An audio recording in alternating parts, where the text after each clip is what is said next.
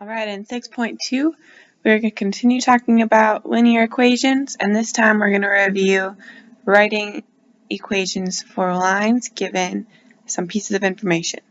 So in order to fill in the line's slope and its y-intercept in order to create our equation, we are going to have to do a few different things depending on what we're given. So let's look at our example for number 1. It says write the equation for the line with the given slope and passing through the given point. So if they tell me that my negative 2/3 here is my slope, that's my m, and this point that they give me here, negative 3, 4, is just a point that my line goes through. It is not my y-intercept. In order for it to be my y-intercept, it must be in the form 0, comma number, 0, comma b. Since it is not 0, comma number, it's not my y-intercept, it's just a point. So the way I'm going to figure out this equation is by plugging in my slope and my point. So here my point, my x is my negative 3, and my y is 4.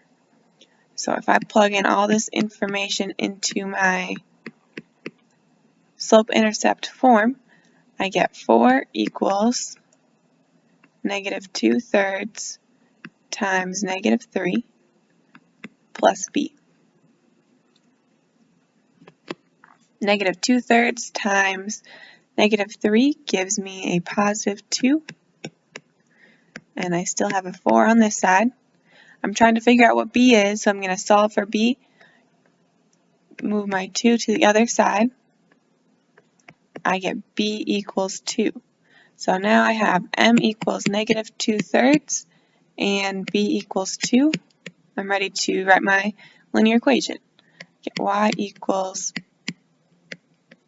mx plus b. And that is my answer. Okay, let's do another one. So again, the 1/4 is my slope. This is not my y-intercept, it's just a point. So we have x and y. I'm going to start with my linear equation. I'm going to plug in what I have. 7 equals 1/4 times negative 2 plus b. Here I get negative 1/2. If I add 1/2 to both sides, I get 7 and 1/2 is equal to b. Now I know my m and my b. I can plug it into my final equation. Y equals 1/4 x plus 7 1/2.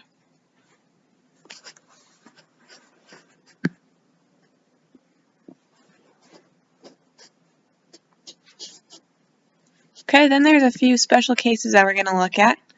In number 3, since our slope is undefined, this means that our line is a vertical line.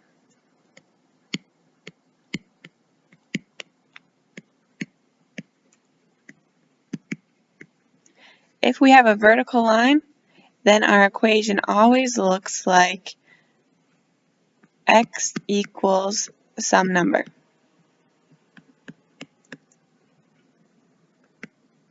That is only for vertical lines.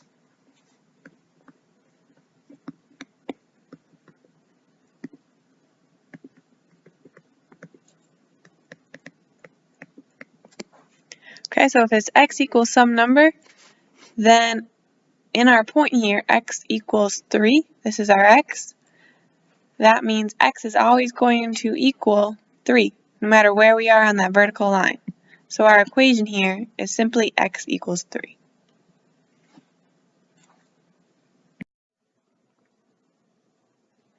In example number 4, we have another special case where our slope equals 0. And remember, when our slope equals 0, this tells us we have a horizontal line.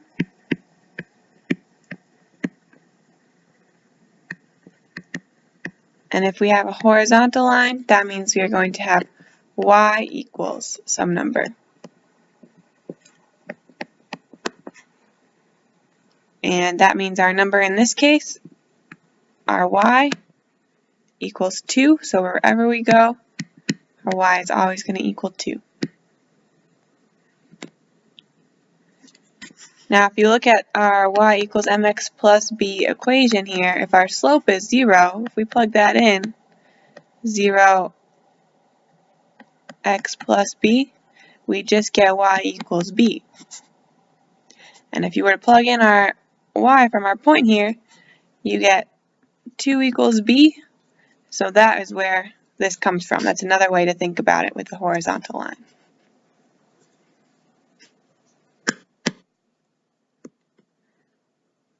Okay, we've got 2 more examples, and in this one it says write the equation for the line passing through the given pair of points. So this time we have one extra step we have to do beforehand, and that is find the slope. And in order to find the slope from 2 points, we need to use our y2 minus y1 over x2 minus x1 formula. So I'm going to label my points x1, y1, x2, y2. Get 4 minus 7 over negative 4 minus 2. So we get negative 3 over negative 6 equals 1/2. Okay, our slope is 1/2 now. Now we're going to do what we were doing before, which is pick one of our points. I'm just going to pick the first one here and plug in my numbers I get. I'll write the equation first. Y equals mx plus b. My y is 7. My m is 1/2. My x is 2. And I'm trying to figure out b. 7 equals 1/2 times 2 is just 1.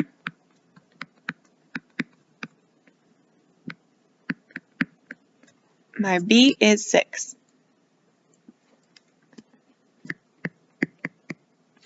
So now I'm ready to write my final equation, plugging in my m and my b. Oops, b is 6.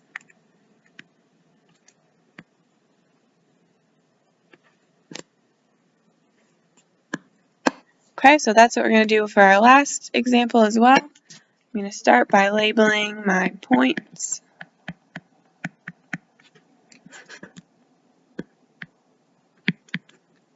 I have my y2, which is negative 7, minus my y1, which is 8, over my x2 minus x1.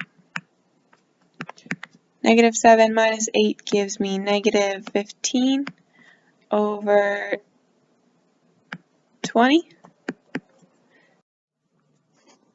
So I get negative 3 over 4 as my slope. So I'm going to write that up here. My slope is negative 3 over 4. Now I need to find my b. So again, I'm just going to pick a point. I'm just going to pick the first one and plug in all of my information except for b, which is my unknown. So I get y, which is 8, equals negative 3/4 x, which is negative 8, plus b. So we get 8, we have negative 3/4 times 8 is 6, plus b. Subtract 6 from both sides, and I get 2 equals b. So my b is 2, and I can plug in my slope and my y-intercept for a final equation of negative 3/4 x plus 2.